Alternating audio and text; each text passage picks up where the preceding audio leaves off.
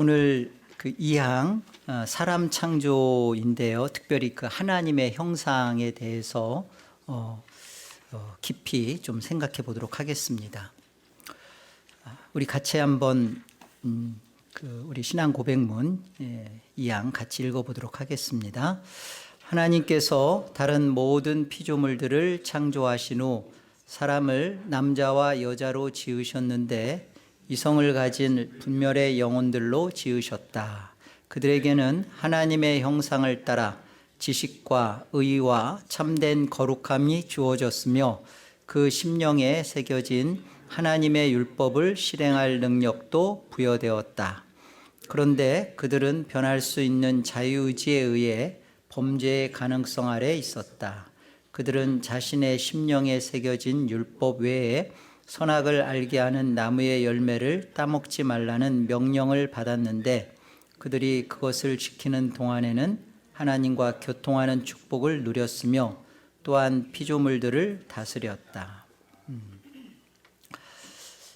지난 시간에 사람의 창조 가운데 하나님께서는 사람을 남자와 여자로 창조하셨다. 창세기 1장 27절 말씀이죠. 하나님이 자기 형상 곧 하나님의 형상대로 사람을 창조하시되 남자와 여자를 창조하셨다.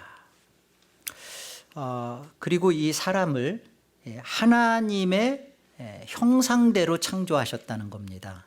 하나님의 형상대로. 하나님의 형상은 보이는 형태로 나타나는 것이 아닙니다. 왜일까요? 하나님은 영이시니까. 영은 보이지 않습니다. 그러니까 하나님의 형상으로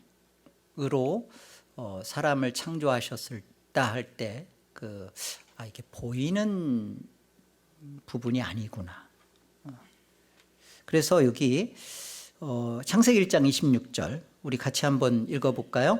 하나님이 이르시되 우리의 형상을 따라 우리의 모양대로 우리가 사람을 만들고. 그래서 이 말씀을 잘못 이해하면 형상 또는 모양, 그러니까 어떤 이렇게 그림을 그려요. 어떤 형상, 그러니까 어떤 동상 이렇게 있듯이 이렇게 그림, 그리고 모양, 그러니까 이렇게 이렇게 무슨 어떤 형태를 가진 그렇게 이해를 합니다. 그런데 이 형상과 모양이라는 원어의 뜻을 이렇습니다. 형상이라는 원어는 첼렘이에요. 그 뜻은 그림자예요. 그림자. 형상이라는 뜻 자체가 그림자라고요. 그러니까 번역을 우리가 형상 그렇게 해서 이미지 이렇게 해서 이렇게 우리가 이해를 하는데 그림자입니다. 그러니까 이 형상을 통해서 알려주는 것은 그림자니까 실체가 있다라는 것에 대한 설명이에요. 그림자는 실체 없이는 안 나타나잖아요. 그러니까 형상이라는 말 속에서 실체가 있구나. 보이지 않지만 실체가 있구나. 그래서 그 보이지 않는 실체를 보여내 주는 것이 이게 형상이구나. 이게 첼렘이에요. 그리고 모양이라는 이 단어는 데무트인데요. 뭐뭐 같이, 뭐뭐처럼. 그러니까 뭔가를 이렇게 놓고 이렇게 보라는 겁니다. 어떤 형태를 말하는 게 아니라 뭔가를 이렇게 보라, 깨달으라, 그런 거예요. 그래서 이것은 보여지는 것을 통해서 보이지 않는 그 실체와 그 사실을 깨닫고 보여내는 것으로 지금 하나님의 형상 또는 하나님의 모양이 있구나라는 것을 먼저 잘 기억을 하십시오. 그래서 우리가 하나님의 형상대로 사람이 창조됐다 할 때 자꾸만 어떤 그런 형태를 그려내지 마시고, 영이신 하나님, 보이시지 않는 하나님의 존재를 사람이라는 우리 그림자를 통해서 그 하나님을 설명해 내시고 나타내셨다는 거예요. 그게 하나님의 형상이에요. 그리고 또 하나, 우리 창세기 9장 6절에 가보면 이것도 같이 한번 읽어봅시다. 다른 사람의 피를 흘리면 그 사람의 피도 흘릴 것이니 이는 하나님이 자기 형상대로 사람을 지으셨음이니라. 이 말씀을 가지고 살인하지 말아라 이렇게도 사용하는데, 물론 살인하지 말아야죠. 그런데 이 말씀 속에서 피를 흘린다라는 것을 통해서 보여주는 그 설명이 하나님의 자기 형상대로 사람이 지어졌기 때문에 그렇다. 그러니까 이 말의 설명은요, 사람 죽이면 안 되죠. 그런데 왜 죽여서는 안 되는지, 살인이 왜 죄인지를 설명할 때 가장 하나님의 형상은 가진 그 사람은 하나님의 형상이 가장 고귀하고 존귀하다라는 설명이에요. 사람이 왜 고귀하냐, 사람은 왜 살인해서는 안 되냐, 그거는 하나님이신 가장 고귀하신 존귀하신 그 하나님을 보여내고 있기 때문에 그래요. 그렇잖아요. 그 실체의 그림자니까. 사람의 고귀성, 존귀함은 내가 그 돈을 많이 갖고 내가 외형적으로 아주 괜찮게 생기고 그리고 사회의 지위와 명망을 얻어서 그가 고귀하고 존귀한 게 아니에요. 물론 또 가난한 홈리스처럼 살고 있으면 저는 그 형편없고 그러니까 저는 안 고귀한 존재가 되는 것도 아니에요. 왜 고귀한 거죠? 사람은 하나님의 형상을 소유했기 때문에. 그래서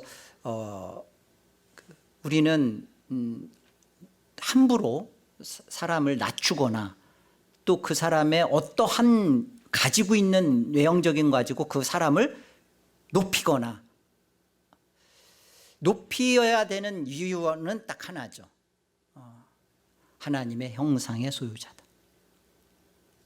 가장 존귀하게 우리가 성도의 관계에서 왜 저를 나보다 높게 여기고 왜 그를 끝까지 그리스도 안에서 사랑하고 용서하고 왜 그래야 되는가? 그가 하나님을 담고 있기 때문에 그래요. 그 안에 하나님이 실체로 계시기 때문에. 껍데기만 보고 그림자만 보고 그를 평가절하하고 그를 내치는 게 아니라 그 안에 하나님이 담겨 계시다. 그렇기 때문에 우리는 그 사람을 굉장히 존귀하게 대하고 높이 여기는 겁니다. 하나님을 보여내는 사실은 이 존재인데요, 유일무이한 존재예요. 왜요? 천사는 하나님의 형상을 갖고 있지 않아요.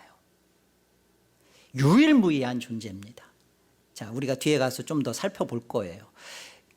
하나님의 형상을 가지고 있는 유일무이한 우리이기 때문에 하나님은 몸을 입고 이 땅에 오셔서 우리를 위하여, 하나님의 형상인 우리를 위하여 당신을 내어주시고 십자가에 물과 피를 쏟으신 거예요. 그만큼 우리가 하나님의 유일무이한 하나님을 보여내는, 나타내는 존재이구나. 자, 질문 하나 같이 나눠봅시다. 인간에게 주신 하나님의 형상을 가장 잘 드러내신 분은 누구실까요? 제가 정말 착해졌어요. 답도 써놨잖아요. 예수 그리스도. 그죠? 우리는 예수 그리스도를 통하여 하나님의 형상을 가장 정확하게 또 잘 알 수 있습니다. 골로새서 1장 15절은 1장 14절은 그렇게 말씀해요. 그 아들이신 예수님은 그 속량 곧 구속 죄사함 우리에게 주셨다라고 말씀하시면서 그는 보이지 아니하는 하나님의 형상이시다 그래요. 그냥 그 보이지 아니하는 하나님의 형상. 그 예수님은 지금 몸을 갖고 있는 실체 몸을 갖고 계셔요. 그런데 보이지 않는 하나님의 형상 그 자체래요. 그러니까 하나님의 형상이 무엇인지를 예수님을 들여다보면 가장 정확한, 왜? 하나님의 형상의 아주 본질이고 실체니까, 형상 그 자체라고 하시니까. 그러면 하나님의 형상의 소유자인 우리를 들여다볼 수 있는 거죠. 또 히브리서 1장 3절은 이는 하나님의 영광의 광채시요 그 본체의 형상이시라. 그러니까 이전에 쭉 선지자를 통하여서 말씀하셨던 하나님께서 이제 아들이신 예수 그리스도를 통하여 마지막 날 말씀하신다 하면서 이는 누구냐? 아들이신 예수는 누구냐? 하나님의 영광의 광채시고 그 본체의 형상이래요. 흠정역은 그 본체의 형상이라는 것을 이렇게 번역했어요. 하나님의 인격의 정확한 형상이시다. 하나님의 인격, 그 인격성의 정확한 형상이시다. 누가요? 예수 그리스도가. 그래서 요한복음 14장 우리 7절로 9절 같이 한번 합독합니다. 너희가 나를 알았더라면 내 아버지도 알았으리로다. 이제부터는 너희가 그를 알았고 또 보았느니라. 빌립이 이르되 주여 아버지를 우리에게 보여주옵소서. 그리하면 족하겠나이다. 예수께서 이르시되 빌립아 내가 이렇게 오래 너희와 함께 있으되 내가 나를 알지 못하느냐? 나를 본 자는 아버지를 보았거늘 어찌하여 아버지를 보이라 하느냐. 예수님께서 요한복음 14장 말씀 우리가 잘 알죠. 너희는 근심하지 말라. 하나님을 믿으니 또 나를 믿으라 말씀하시면서 내가 떠난다. 가서 처소를 예비하고 오겠다. 이게 도저히 제자들이 지금 예수님이 하시는 말씀의 흐름을 파악을 못하는 거예요. 아니 뭐야? 떠난다니? 가서 또 거처를 마련한다니? 와서 또 우리를 데리고 간? 이게 다 무슨 말씀이야? 지금 그 제자들이 계속 예수님을 따라가면서 예수님은 지금 다윗 왕국을 재건하고 통일의 이스라엘을 다시 일으킬 그런 메시아, 정치적 메시아의 왕으로 생각하고 따라가고 있는데 예수님은 떠난대요. 그러면서 그들에게 이렇게 말하는 거예요. 내가 곧 길이요 진리요 생명이니 나를 믿지 않고서는 아버지께로 올 자가 아무도 없다. 그러니까 지금 예수님이 하시는 말씀에 대해서 흐름을 못 잡아가니까 빌립이 묻는 겁니다. 아버지 보여달라고. 지금 하늘 거처 마련하고 내 아버지 집을 짓는다고 하는데 그 아버지 좀 보여달라고. 그러니까 뭐라고 말해요? 예수님이 하시는 말씀이에요. 너희가 나를 알았다면 그 아버지도 알았으리다. 그리고 내가 너희와 이렇게 오랫동안 같이 너희와 동고동락하면서 같이 있었는데 아직도 나를 알지 못하겠느냐? 예수를 알게 되면 아버지를 알 수 있다라는 거예요. 하나님 아버지를 알 수 있는 방법은 없었습니다. 하나님 아버지가 도대체 그 하나님이 어떠한 분이고 어떠한 생각을 갖고 계시고 어떠한 일을 하시는지를 알 수가 없었어요. 그런데 예수님이 몸을 입고 오신 예수님이 보여주셨잖아요. 말씀하셨잖아요. 그러니까 알 수 있다는 겁니다. 나를 본 자는 아버지를 보았다. 왜요? 예수님이 하나님의 본체의 형상이시고, 그죠? 그리고 예수님이 그 영광의 광채시고, 예수님이 그 하나님을 정확하게 가장 잘 보여내주는 하나님의 형상 그 자체시니까. 그래서 우리가 이 부분이에요. 예수님께서 인격을 갖고 계신 정확한 그 하나님의 형상이다라는 이 형상에 대한 설명 속에서 우리가 하나님의 구원은 뭐고, 또 구원을 통해서 이루어지는 것은 뭐고, 우리가 영생이라고 하죠. 영생은 뭡니까? 누구한테 물어봤더니 영생은 영원히 그냥 사는 겁니다 라고 얘기하더라고요. 영생은 영원히 사는 것은 영벌도 영원히 살아요. 영생은 다른 게 아니에요. 유일하신 참 하나님과 우리 주 예수 그리스도를 아는 거래요. 안다라는 것은 그 안에서 친밀한 교제를 나누는 거예요. 교제를. 그러니까 우리가 천국 간다, 구원받았다라는 것에 대해서 정확한 이해를 하셔야 합니다. 장소적으로, 환경적으로 고통 없는 곳에 간다가 아니라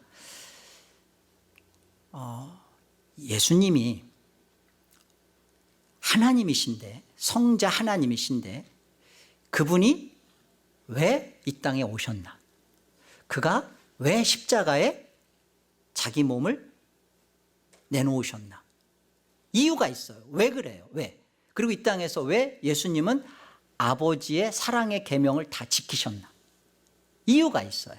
사랑의 계명을 다 지키시면서 요한복음 15장 11절에 가서 그래요. 내 기쁨이 너희 안에 충만하게 하려 합니다. 내 기쁨이 너희 안에 있어 너희 기쁨이 충만하게 하겠대요. 그리고 이 기쁨은 아버지와 아들과 성령이 누리셨던 그 삼위 하나님의 그 기쁨 안으로 다 맛보고 그 안에 들어오도록 하시는 그 기쁨이라고요.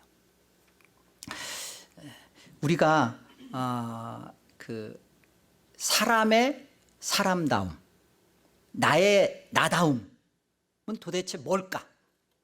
그게 구원 속에서 이루어진 거예요. 구원 속에서.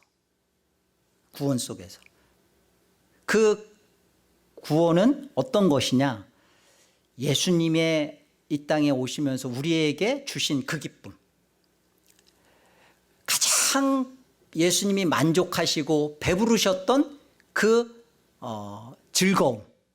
그 즐거움을 우리가 갖게 되는 것이 진짜 구원이에요. 그래서 우리가 어떠한 것이 가장 우리다움이냐, 하나님의 자녀다움이냐,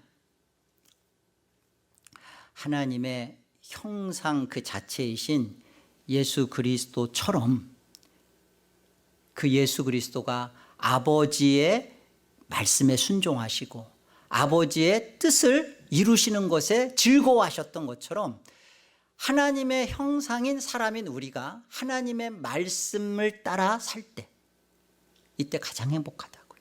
가장 기쁘다고요. 그리고 이 기쁨이 우리로 하여금 어디로 우리를 끌고 가냐면 이 세상에 주는 그 찰나적이고 순간적이고 세상의 물질과 정욕을 가지고서 잠깐 맛봤던 쾌락에서 손을 정말 놓고 예수님이 누리셨던, 그리고 삼위 하나님이 가지셨던 그 친밀한 영적 교통으로, 그 즐거움으로 부르시는 그 구원의 기쁨으로 소망하는 거예요. 이리 가고 싶다. 지금 잠깐 주를 사랑하며 주의 말씀대로 순종할 때 누려지는 이 기쁨이 이와 같이 클진데, 죄가 없는 영원한 천국에서 아버지의 나라에서는 이 즐거움이 얼마나 클까? 여러분, 이것이 하나님의 형상을 가진 사람의 존재 가치고요. 이것이 사람다운 거라고요. 사람으로서 눈에 보여지는 것, 물질적이고 육신적이고 이생적인 것에 목말라서 거기서 전전긍긍하고 그것 때문에 울고 웃고 그렇게 살다가 끝나는 것은 저 짐승과 이성 없는 짐승과 하등 다를 게 없다고요.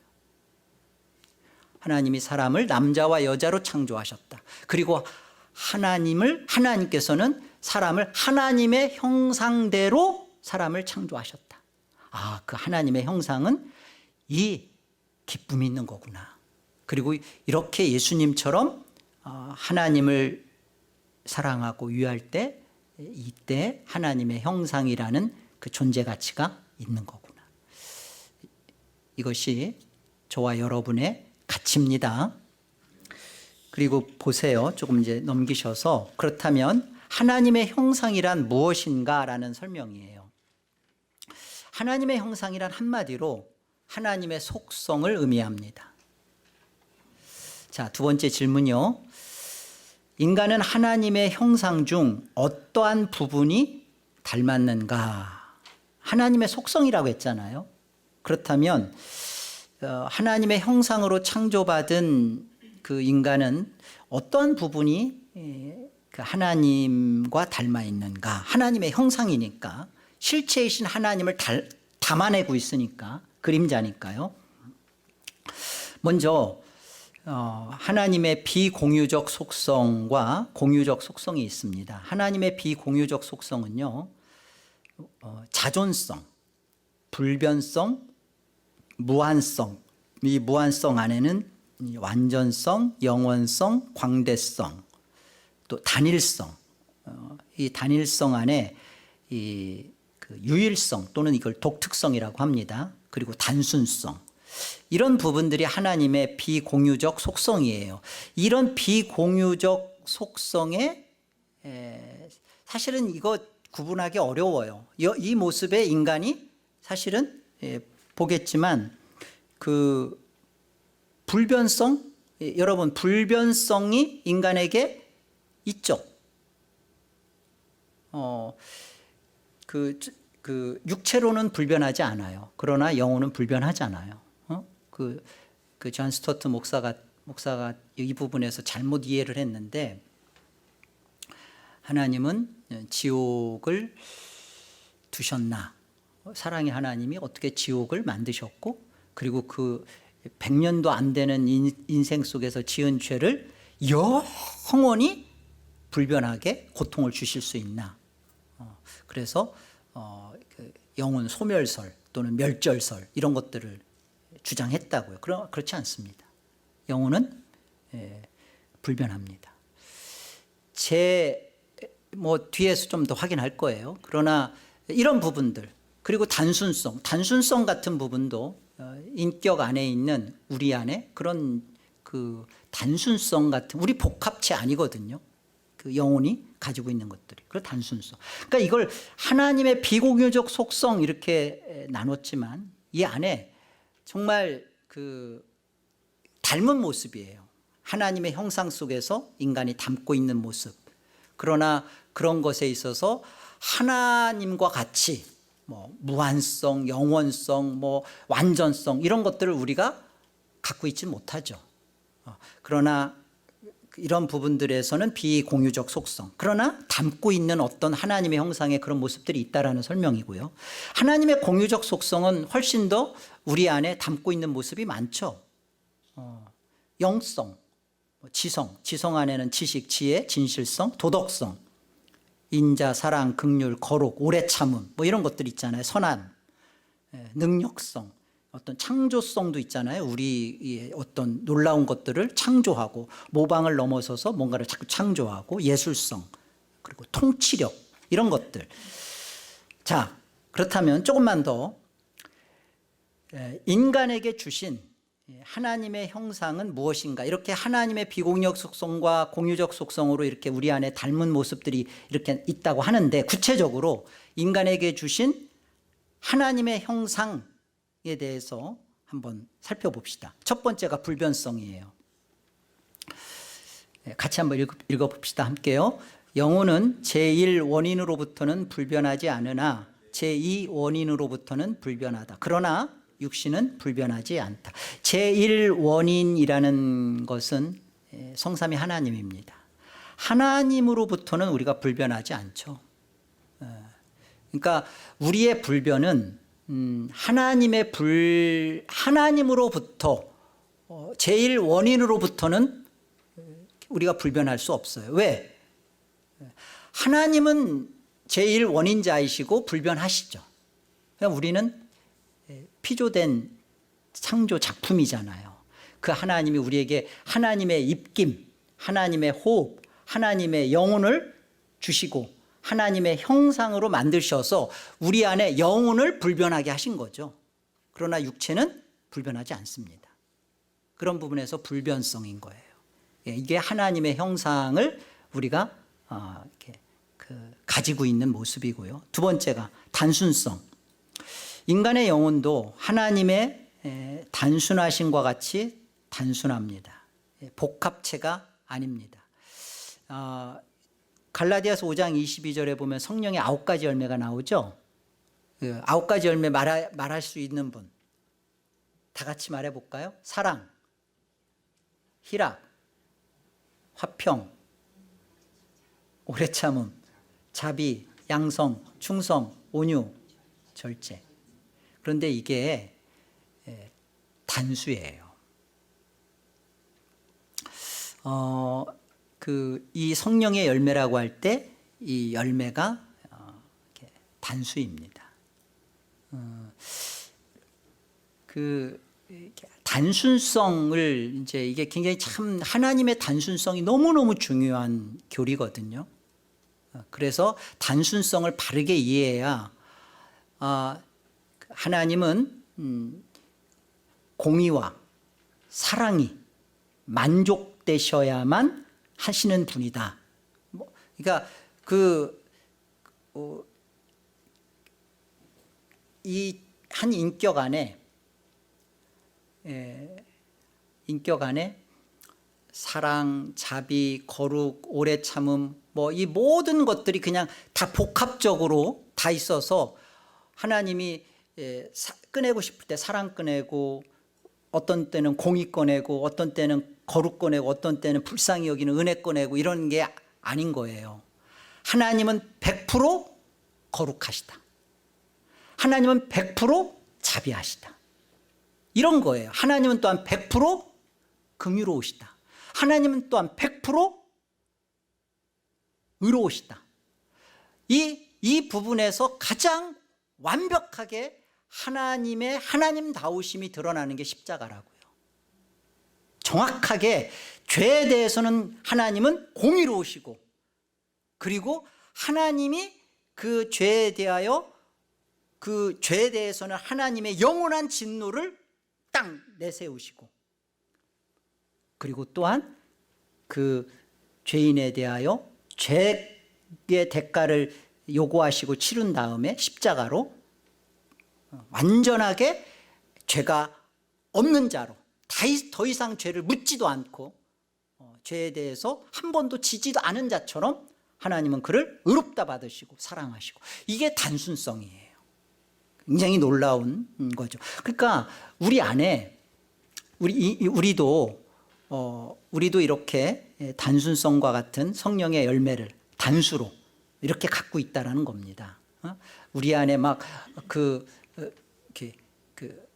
사랑, 희락, 화평, 이런 것들에 대해서 사랑, 어떤 부분에서 정말 이 모든 것들이 충돌되지 않고 다 나타날 수 있도록. 그리고 세 번째가 영성이에요. 영성이란 영혼의 성품, 성질 혹은 성향을 가리킨다. 따라서 영성은 지성과 감성과 의지를 포함하는 영혼 전체의 성품을 일컫는 종합적이고 전인적인 개념이다. 이 영성이 이 하나님과 깊은 교제 안으로 들어가는 것이고요. 또한 이 영성은 예수 그리스도를 닮아가는 것입니다. 우리가 이 영성을 통해서 지금 이 땅에서 삼위 하나님의 그 교제가 어떠한 것인지를 좀 맛보는 것이고, 그리고 예수 그리스도를 이렇게 닮아가는 것이고, 이게 다 영성, 전인격적 그 지성, 의지, 감성 안에 있는 영성 안에서 우리가 하나님의 형상을 이렇게 받은 거예요. 그러니까 실체이신 하나님의 하나님이 그 누리시는 삼위 하나님의 그 기쁨, 그 교제를 우리가 어떻게 맛본다고 하고 들어간다고 하고, 이게 왜 이런 말을 하느냐? 예, 우리가 하나님의 형상, 그 실체의 그림자로 이런 형상을 소유했기 때문에 그래요. 짐승은 이 영성으로 삼위 하나님과의 교통과 교제는 생각도 못할 일이죠. 없는 거예요. 그리고 지식, 지혜, 진실성, 인자하심, 사랑, 은혜, 긍휼, 오래 참음, 능력, 창조성, 예술성, 통치력. 이 1번부터 이 13번까지는요. 타락한 이후에도 없어지지 않고 이게 뒤틀려 버렸습니다. 불변성이나 단순성이나 영성이나 또 기타 이런 모든 능력, 통치력 이런 부분들이 어그러졌다고요. 이런 것들이 없어진 게 아니라 그 안목이, 시력이 잘못됐어요. 예, 도수에 맞지 않는 안경을 쓴 것처럼 어지러워졌어요. 그러니까 전혀 선과 악에 대하여 그 잘못된 선악 지식의 나무를 먹고 나서 잘못된 것을 갖게 됐습니다. 내가 하나님이 선이라는 것을 우리는 선이라고 볼 수 없어요. 하나님을 또 하나님께서 악이라 했는데 우리는 그걸 선하다 얘기하기 시작해요. 그리고 내가 결정하죠. 이건 선이야, 이건 내가 의로운 거야 라고 하면서 결국 상대방을 죽이죠. 그러니까 다 어그러졌어요. 그 모든 것이, 그 능력도, 예술성도, 그리고 가지고 있는 모든 것도 정말 선하신 하나님의 형상을 가진 하나님의 영광을 발현하고 높이는 것이 아니라 다 이기적이고 자기중심적이고 자기를 사랑하는 것에서 이 모든 것들이 뒤틀려져서 나오는 능력, 뒤틀려져 나오는 통치력, 이 모든 하나님이 주신 모든 것들이 이 형상의 소유자로서 가지고 있는 이 모든 지식과 이 모든 탁월한 것들이 다 뒤틀려 버렸다고요. 이것들이. 그래서 이 세상은 말도 안 되는 쓰레기와 같은 그 거짓된 가치관을 진리라고 얘기하기 시작하고, 이제는 손으로 댈 수 없으리만큼 망가졌잖아요. 이것들이 다 우리 하나님의 형상을 올바르게 사용하지 못하고 죄로 인하여 이기적인 마음을 갖게 되고, 이게 선악 결정권자가 된 우리들의 타락한 모습이 되었기 때문에 그렇습니다. 14번, 진리를 아는 능력, 진리죠. 그리고 거룩함, 의로움. 이 14번부터 16번까지에 주어진 하나님의 형상은 인간이 죄로 타락함으로 말미암아 완전히 없어졌습니다. 의, 진리, 거룩. 여러분, 이 부분은 우리가 의롭다, 우리가 생각할 때 이건 정의롭다, 이것은 거룩하다, 이것은 진리다, 이것 자체가 죄로 인하여서 우리는 상실됐다고요. 완전히 잃어버렸다고요. 이 부분에서 우리가 이제 정확하게 알아야죠. 하나님의 형상의 회복에 있어서 과연 지금 이 잃어버린, 완전히 없어진 의, 진리, 거룩의 문제와, 그리고 1번부터 13번까지 말했던 그런 어떤 이런 선함, 지혜, 은혜, 긍휼, 용서, 이런 부분에 대해서 성경은 어떻게 말하고 있는지 한번 보겠습니다. 에베소서 4장을 보세요. 에베소서 4장 17절입니다. 에베소 4장 17절. 우리 17절부터 24절 우리 같이 한번 합독해 볼까요? 네, 찾으셨나요? 오케이. 함께요. 그러므로 내가 이것을 말하며 주 안에서 증언하노니 이제부터 너희는 이방인이 그 마음에 허망한 것으로 행함같이 행하지 말라. 그들의 총명이 어두워지고 그들 가운데 있는 무지함과 그들의 마음이 굳어짐으로 말미암아 하나님의 생명에서 떠나 있도다. 그들이 감각 없는 자가 되어 자신을 방탕에 방임하여 모든 더러운 것을 욕심으로 행하되 오직 너희는 그리스도를 그같이 배우지 아니하였느니라. 진리가 예수 안에 있는 것 같이 너희가 참으로 그에게서 듣고 또한 그 안에서 가르침을 받았을진데 너희는 유혹의 욕심을 따라 썩어져가는 구습을 따르는 옛사람을 벗어버리고 오직 너희의 심령이 새롭게 되어 하나님을 따라 의와 진리의 거룩함으로 지으심을 받은 새 사람을 입으라. 이 하나님을 따라가 이게 정확한 그 번역으로 흠전역에서는요, 하나님의 형상을 따랍니다. 그래서 여기 보세요. 17절부터 보시면 이제부터 너희는 이방인이라는 것은요, 그 다른 게 아니에요. 이방인은 그 하나님 없는 자를 설명하는 겁니다. 하나님 없는 자. 그래서 그 마음에 허망한 것으로 행함같이 행하지 말라. 이방인처럼 하지 말라. 하나님 없는 자처럼 굴지 말라. 그런 말이에요. 그들은 하나님 없는 저 이방인들은 총명이 어두워지고 그들 가운데 있는 무지함과 그들의 마음이 굳어짐으로 말미암아 어디에서 떠나 있다고요? 예, 하나님의 생명에서 떠나 있답니다.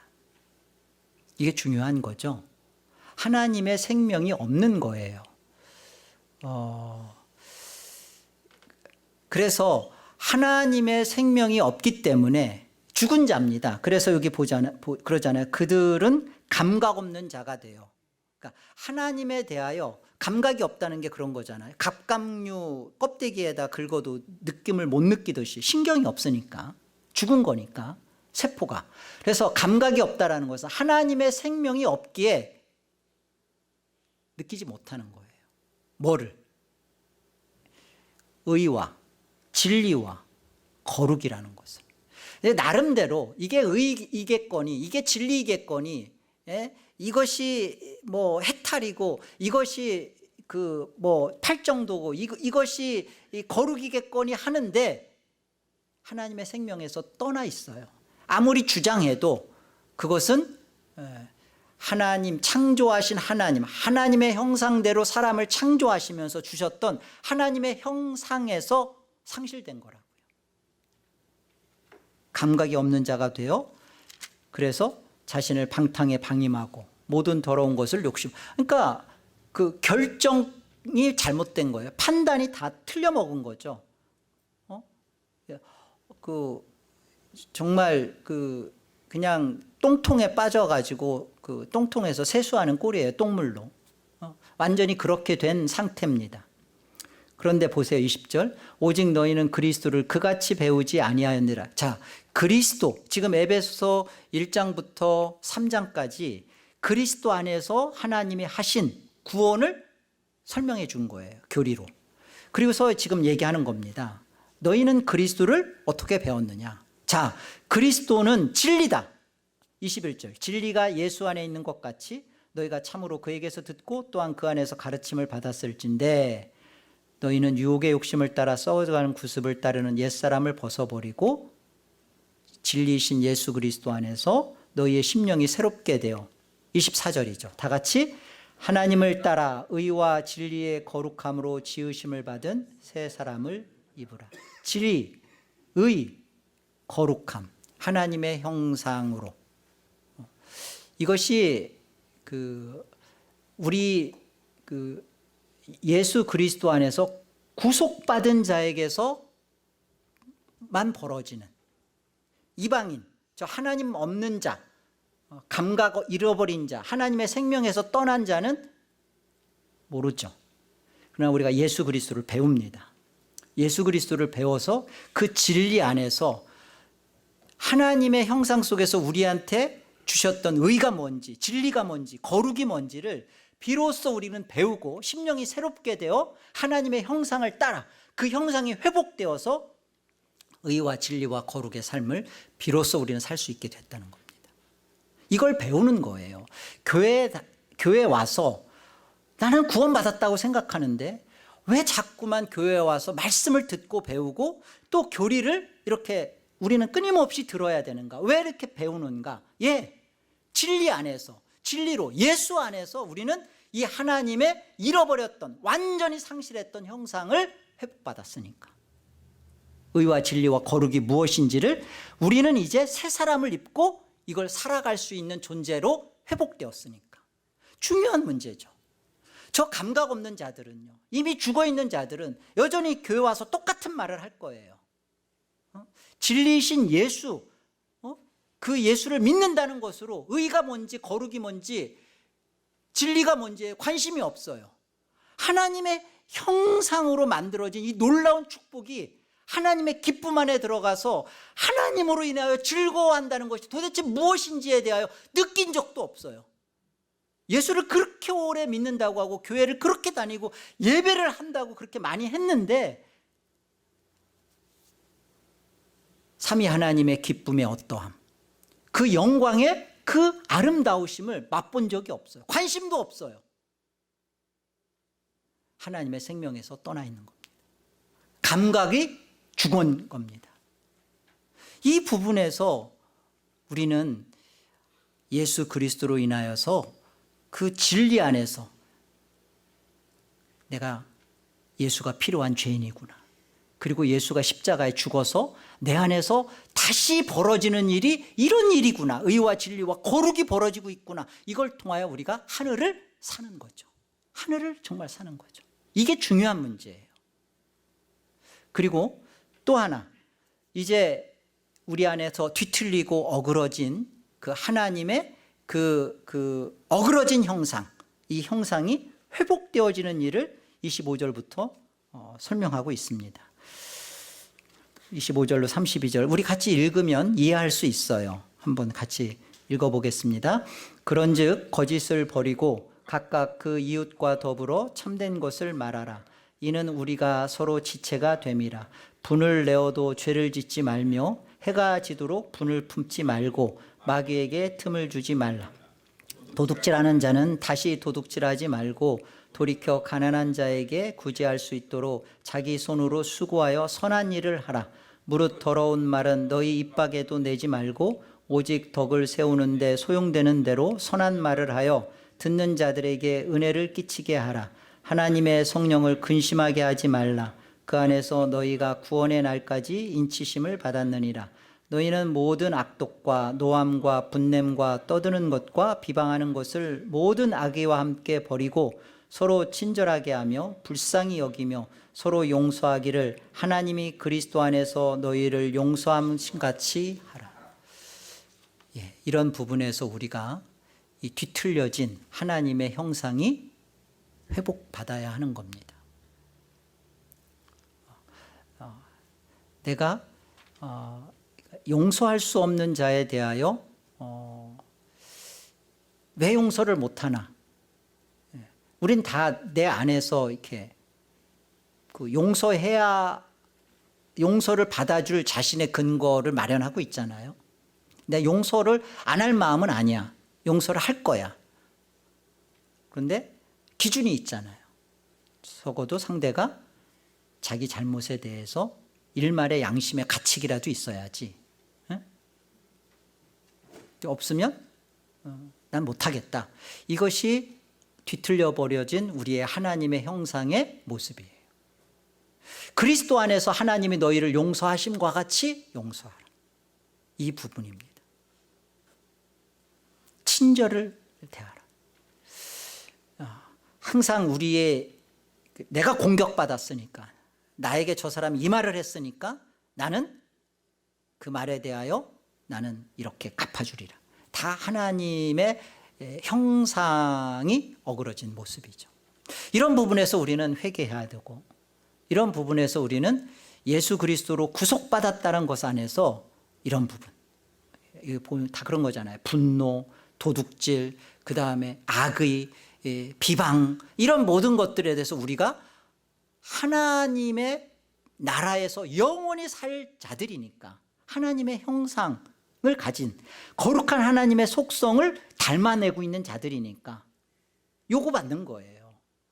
그냥 예수 믿고 천국 가면 됐지, 뭘 이 땅에서 또 용서하고 뭘 또 나를 내려놓고 내가 왜 싫은 자리로 가고 내가 왜 모질이 소리 듣고 바보처럼 취급받아야 되나. 우리는 하나님의 형상을 소유하고 있기 때문에, 이 하나님의 형상이 영원하신 삼위 하나님과 영원한 친밀한 교제와 교통을 누릴 수 있는 의, 진리, 거룩이니까, 그걸 회복받았으니까. 그래서 이제부터는 아픈 거예요. 의가 들어오고 진리가 들어오고 거룩이 들어오니까 이제 이게 아프기 시작하는 거예요. 상대방의 내가 잘못한 게 하나도 없어. 상대방이 말귀를 잘못 알아듣고 상대방이 바보짓을 했어. 그런데 그 상대방을 끌어안고 눈물 흘려주고 그를 세워줄 수 있는 것이 예수 그리스도로 말미암아, 예수 그리스도가 하나님의 형상이라며요.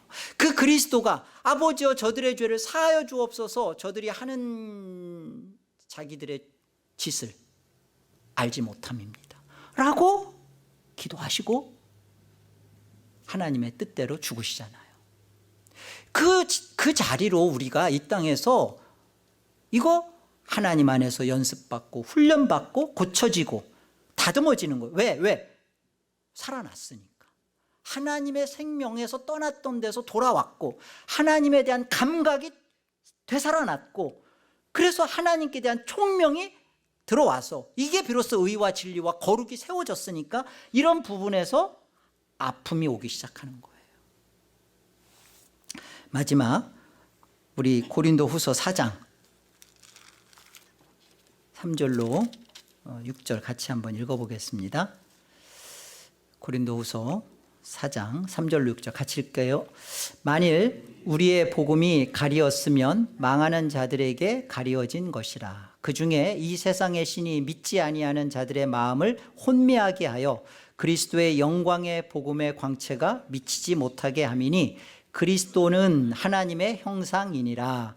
우리는 우리를 전파하는 것이 아니라 오직 그리스도 예수의 주 되신 것과 또 예수를 위하여 우리가 너희의 종된 것을 전파함이라. 어두운 데에 빛이 빛이라 말씀하셨던 그 하나님께서 예수 그리스도의 얼굴에 있는 하나님의 영광을 아는 빛을 우리 마음에 비추셨느니라. 여러분, 복음을 받으셨습니까? 복음을 만나셨습니까? 여기 보면 그러잖아요. 복음이 가리워진 자들, 망하는 자들에겐 가리워진 거예요. 그래서 그 다음이 이렇게 되는 거예요. 그래서 이 세상 마귀의 이 세상의 거짓신이 그 마음을 혼미하게 해서 복음이 갖고 있는 그리스도의 영광의 광채, 하나님의 형상이 그리스도이시고 어두운 데서 빛이 있으라 말씀하셨던 그 하나님께서 예수 그리스도의 얼굴에 있는 하나님의 영광을 아는 그 마음을 비춰주는 게 하나님의 생명이 돌아오는 거거든요. 그래서 하나님의 영광을 위해서 사는 것이 사람답게 사는 거구나. 하나님의 말씀에 순종하여 사는 것이 이것이 사람의 본분이구나. 하나님을 영화롭게 하고 하나님을 영원토록 이게 가장 큰 인생의 기쁨이구나. 이게 즐거움이었네. 그런데 이게 복음인데, 이 복음이 망할 자에게는 가리워져 가지고 세상에 거짓된 신이 말하는 것처럼 혼미해져 가지고 너를 위해 살아야지, 보이지도 않는 하나님을 위해서 산다고? 죽어봐야 알지 천국이 있는지 지옥이 있는지. 아니 뭐 이렇게 바보처럼 한 인생을 사는데 그렇게 주일날 이 좋은 날 그 예배당에 가는데 그렇구나, 내가 정신 차려야지, 내가 지금 교회 갈 때가 아니지. 여러분, 우리는 그들이 볼 때는 바보죠. 멍충이죠. 왜 인생을 저렇게 재미없이 사나. 그런데 진짜 보세요. 복음을 만나고 보니까, 복음이 들어오고 나니까, 이 영광의 광채가 들어오고 나니까 비로소 알게 되는 거잖아요. 아, 하나님의 말씀 앞에서 엎드리며 그 하나님 되심을 높이며 하나님을 찬미하고 찬송하고 하나님의 말씀에 내가 기도하며 반응할 때 즐겁다, 기쁘다, 너무 좋다. 이것이 인생이었구나. 이성 없는 짐승처럼 사는 것이 나는 좋은 줄 알았는데, 컴퓨터에서 세상 거나 보고, 그리고 세상에 그 올고 내리는 것들에 대해서 온 마음을 다 뺏기고, 내 이기적인 나를 충족시키려는 것에서 막 이렇게 살았던 것, 이게 그러지 않습니까? 하나님 없는 자만 또 못하게 그냥 속이 그냥 완전히 새까맣게 썩어 있었던 나를 살려주신 복음, 이 복음을 만나서 하나님을 예배하며 찬양하며 성도를 사랑하며 용서하며 교회를 섬기며, 여러분, 이게 그리스도를 만난, 그리스도 안에서 하나님의 형상이 회복된 자의 구원의 즐거움입니다. 이 삶을 여러분 남은 생애 동안 채우십시오.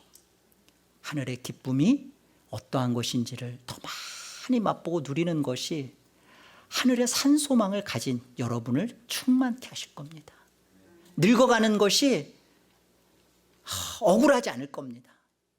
나이가 들어가는 것이 하늘의 산소망으로 채워져 가는, 오늘을 살게 하시면 오늘을 사는 만큼 하늘을 더 소망하고 하늘을 배우는 겁니다. 이 은혜가 저와 여러분에게 가득 차기를 빕니다. 이 시간 우리 기도할 때요, 수련회를 위해서 이제 기도하도록 하겠습니다.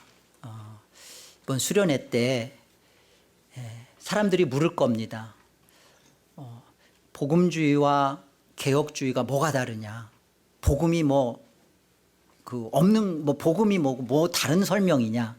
여러분, 복음주의와 개혁주의, 정확하게 복음을 사람 중심으로 그걸 주장하는 게 복음주의고요.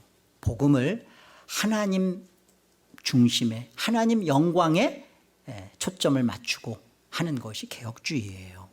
정확하게 이 부분들이 왜 역사적으로 그러한지, 그리고 뚜렷하게 이 부분들에 대한 설명을 가지고 우리가 개혁주의, 복음을 갖고 하나님 영광을 위하여 사는 이 개혁주의 신앙이 얼마나 성경적 신앙인지 우리가 같이 배워나가기를 원하는 겁니다. 그래서 이 수련회를 위해서 기도하고, 또 성도의 못다한 그런 친밀한 교제들이 이번 수련회 때 있도록 우리 같이 이렇게 기도하고 그런 시간 됐으면 좋겠습니다. 오늘 말씀 생각하면서 우리 같이 기도하죠.